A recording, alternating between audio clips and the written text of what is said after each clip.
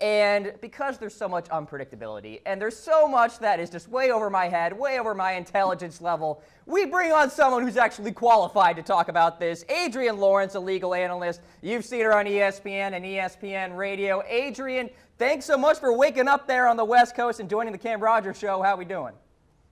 I'm doing pretty good. Thanks for having me. Well, it's great to have you, and I've really been longing for a legal analyst to really break this all down. And so let's just get to the news from yesterday in of itself. A TRO has been granted, so a temporary restraining order, meaning he's good to play for the next couple of weeks. I want to first ask you, at its core, what exactly does a temporary restraining order do, and what is its purpose? Well, right now, it pretty much tells the NFL that they can't keep Ezekiel Elliott from playing. And its purpose is it's a temporary hold right now while they're in the process of addressing the merits. And it's not something as final as a permanent injunction, and they're looking for a preliminary injunction, and that's something that might come down the road after they have the opportunity to dive more into the case. And of course, it's funny, I'm glad you mentioned that because I have been kind of using injunction and TRO almost interchangeably, and I'm sure the definitions change from court system to court system, but the TRO is more of something more temporary and the injunction is more of something long-term, Adrienne? Yep, that is correct. And the thing is they are often used interchangeably because it's all technically under the umbrella of some kind of injunctive relief, that it's essentially putting a hold or stopping someone from doing something. Right. So it's understandable that it's often used interchangeably. I definitely do, but there is a marked difference between a permanent injunction and anything of a temporary sort like a TRO or preliminary injunction. And of course, there will be hearings in a couple of weeks between the NFL and Ezekiel Elliott where they will argue essentially if there should be some injunction or not. What do you expect out of those hearings? What exactly will they be arguing on both sides? Well, I can't necessarily tell you what they're going to argue, different and apart from what they've already argued before the Texas federal court. I know that they're not going to be able to go into the more procedural argument as it concerns in terms of Elliott having filed the case before the arbitrator issued the decision. So the NFL will drop that argument. But they're going to have to go largely more into the merits of things and whether Elliott had a case. And the Texas judge did already broach a nice portion of that. But now the NFL has a chance to refine its argument and possibly address any kind of deficiencies that it ran into before the Texas federal court. And so with that, Adrienne, of course, Zeke will start practicing tomorrow because he is good to play. The NFLPA's decision to fight this in New York is obviously notable. Of course, you probably remember the Deflategate, Tom Brady ultimately losing in New York. Of course, it's also the NFL's battleground, if you will. That's where the league offices are. So would you say that Zeke's camp and the NFLPA right now are the underdog in this case? No, not necessarily. It's because, they're stuck. Well, they're not stuck in this court. They're in this court because the NFL filed what would be the second case in this court because Zeke and the NFLPA originally went in Texas, and that got thrown out. So now they've got to go to New York because the next case is filed there. So that's why we're here. And while the NFL does have that positive precedent in its favor of the Tom Brady Second Circuit Court of Appeals ruling, it's going to be a matter of how broad that ruling can be when applied to Ezekiel Elliott's case, which deals more with the procedural elements of an adequate fairness of the arbitration process and also kind of the suspension process and whether Goodell had the information he needed and that he was adequately informed. And so that fairness issue may not have been fully fleshed out when it comes to Brady's case. And so that's going to be something that they're going to have to address here. This has been on top of mind for me, Adrienne, in terms of the CBA itself. And of course, with that CBA, Roger Goodell has ultimate power as the lead arbitrator, if you will, in nailing down these suspensions, etc. And in my eyes, the burden of proof in the NFL is obviously much different than the U.S. court system. And with that, what exactly is Ezekiel Elliott arguing here? Because at the end of the day, the NFLPA agreed to this CBA. They agreed to Roger Goodell being able to nail down this suspension. What exactly is his play here? No, exactly. That's exactly where I am. I'm wondering how they're necessarily going to win this. But, you know, they've won it before in terms of in this lower court in the Southern District of New York. They could win it again, but who knows what the Court of Appeals will say. But, yes, exactly for the point that you've made. The NFLPA decided to give Roger Goodell all the power in the world, and that's what they negotiated for. And I don't know, the ultimate thing for me is, are they going to renegotiate this when the CBA comes up in 2021? You know, is this something that is truly going to be important to these players, or is it something that really only affects a small handful of players, which I think the answer is the latter, and that they're probably going to look for other things that affect players on the larger spectrum. But no, I agree with you. I wonder how they're going to win this in the end.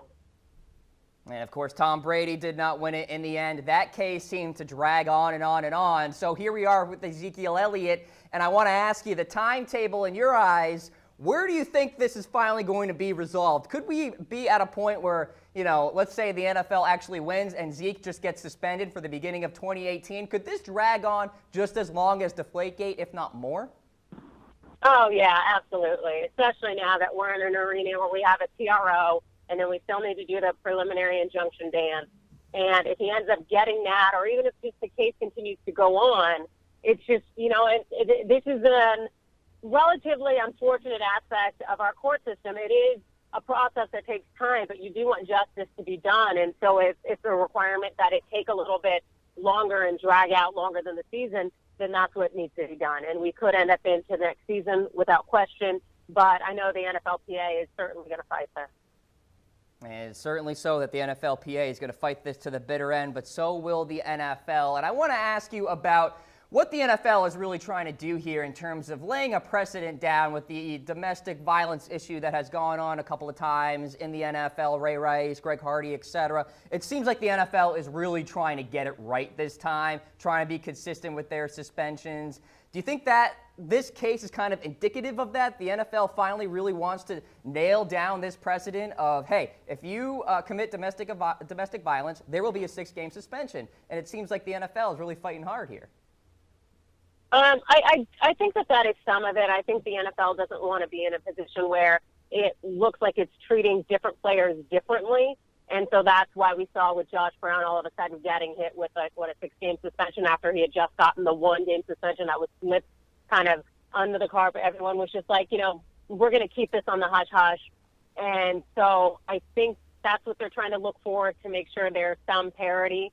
But at the end of the day, you know, when you look at Ezekiel Elliott's suspension and the rationale for it, it really seemed that the NFL didn't necessarily 100% hit him on the domestic violence issue as much as the broader issue of how he's treating women.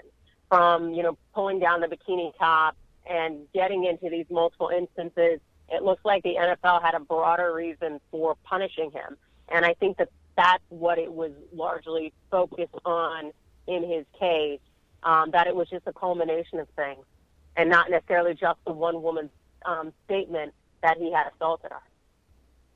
Talking with Adrienne Lawrence here, legal analyst. You've seen her on ESPN and ESPN Radio. And Adrienne, to kind of wrap up the Ezekiel Elliott discussion here, if you had to open up your crystal ball, if you will, kind of predict how this is all going to end, it sounded earlier like you're siding with the NFL in terms of they just have the better argument here.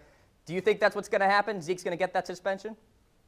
Yeah, but also, like, I'm a literalist and just going literally off of the powers that they gave him in that contract, the CBA.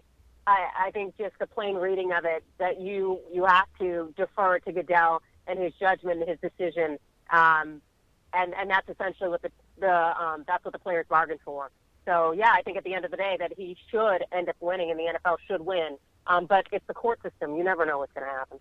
Exactly. There you go. In fact, one of the employees here at Chat Sports in the studio said, this Zeke case is indicative of how crazy our court system can be. And so is another case. As I transition here, Adrienne, real quick to wrap up our interview, I want to get your thoughts on the college basketball FBI investigation here, because obviously that is something that is big time in the headlines right now in the sporting world. You've touched upon it in some of your media appearances. I mean, when you first saw this story drop, and with the statements that the feds made, how just shocked were you to kind of see something so large just be laid out there by federal officials? I really wasn't shocked, in part because I worked for this U.S. Attorney's Office, Southern District of New York. They, as far as I'm concerned, and I am biased, they are the best of the best. You know, they handled John Gotti, Martha Stewart, and high-profile prosecutions. So I'm not surprised that they had this case with these college basketball coaches and Adidas so beautifully wrapped up and laid out. And I'm not surprised in terms of their response and letting other schools know, hey, you should come to us before we come to you.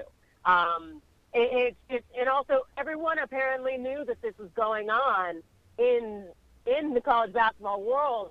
And so everybody had somewhat of a burden on their shoulders in terms of allowing illegal activity to continue to go on and to say nothing about it.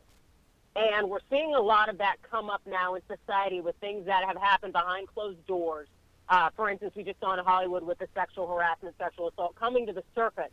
And so having the U.S. Attorney bring out this aspect of college basketball, it does not shock me. This is the era that we're in, and I think that we can expect to see other sports and other programs and other, salacious things that go on behind closed doors and that violate laws coming to the surface and being regulated and prosecuted. It's certainly something that we will be following going forward, and I think it could be something that we follow for a long time, Adrienne, talking about timetables here. Most notably, the UNC case finally got resolved, and that started back in 2014. Now we're talking about an NCAA-wide type of investigation here. Could this be something where we're talking like 7 years worth of investigating, if you will, and kind of laying down a punishment at the end? Is this a long-term type of deal? Yeah, it'll probably be long term. It just depends on to what extent they want to fight this.